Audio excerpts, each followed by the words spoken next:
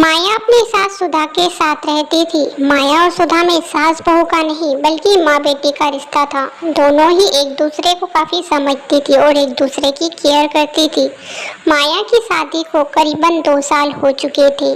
माया का पति कहीं दूर नौकरी किया करता था। विदेश में रहने की वजह से माया के पति सुधीर के ऊपर काफी कर्जा हो चुका था। उसने यह बात अपनी पत्नी माया को भी बताई, लेकिन उसने अपनी माँ को यहाँ सब बातें बताने से माया को मना कर दिया था।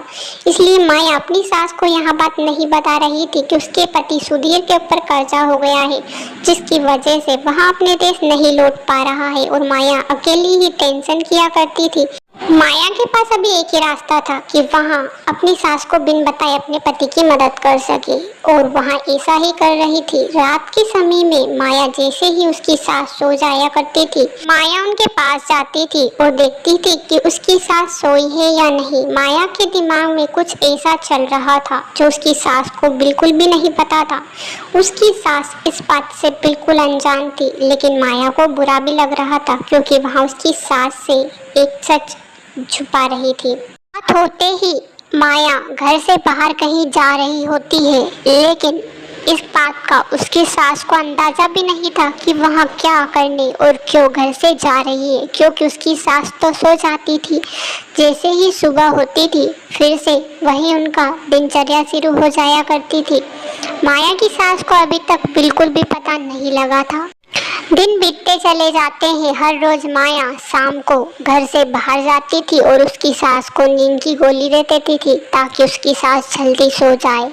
लेकिन इस बात का किसी को भी पता नहीं था कि आखिर माया करती क्या थी। दिन बीतते चले जाते हैं। हर रोज ऐसा होता है। एक दिन उसकी सास यहाँ सब देख लेती है कि उसकी बहू कहीं बाहर गई है, क्योंकि उस दिन माया ने उसे नींद की गोली नहीं दी थी। वहाँ कहती, अरे मेरी बहू इतनी रात को कहाँ जा रही है? वैसे भी मैं तो हर रात को ऐसे सोती हूँ, मुझे तो कुछ पता ही नहीं होता।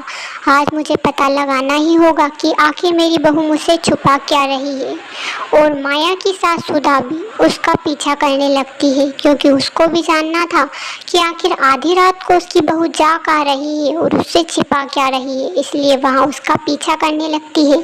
माया को अभी तक यहाँ नहीं पता था कि उसकी सास उसके पीछे है। माया को रात को एक ही काम नजर आया और वहाँ था गार्ड की नौकरी। इसलिए उसने एक दुकान पर गार्ड की नौकरी करना शुरू कर दिया ताकि वहाँ अपने पति की मदद कर सके।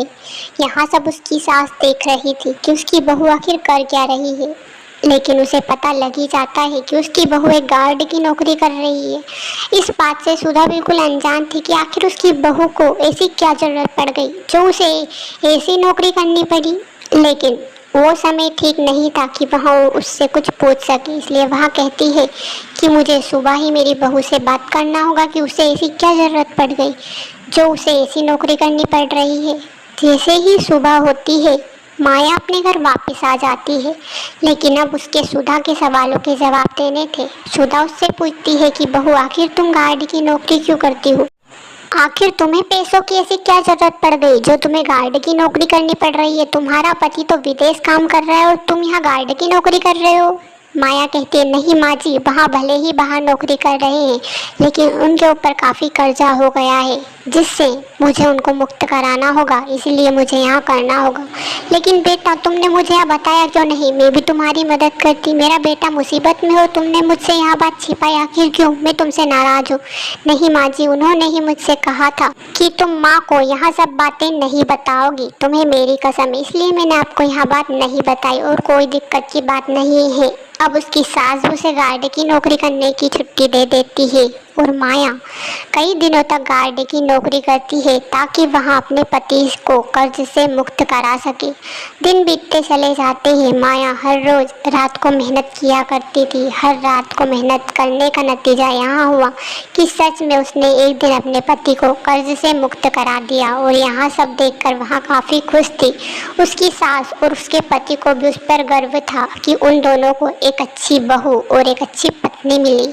दोनों उसकी काफ़ी तारीफ करते हैं और उसकी मेहनत को दाद भी देते हैं कि आखिर की बदौलत ही उसका पति विदेश से वापस लौट आया था, वरना पता नहीं उसके पति को कितने दिन वहाँ बीत जाते और वहाँ शायद अपने देश भी नहीं आ पाता। तो अगर कहानी पसंद आई हो तो चैनल को सब्सक्राइब करना मत भूलना, वीडियो को लाइक करना मत भूलना।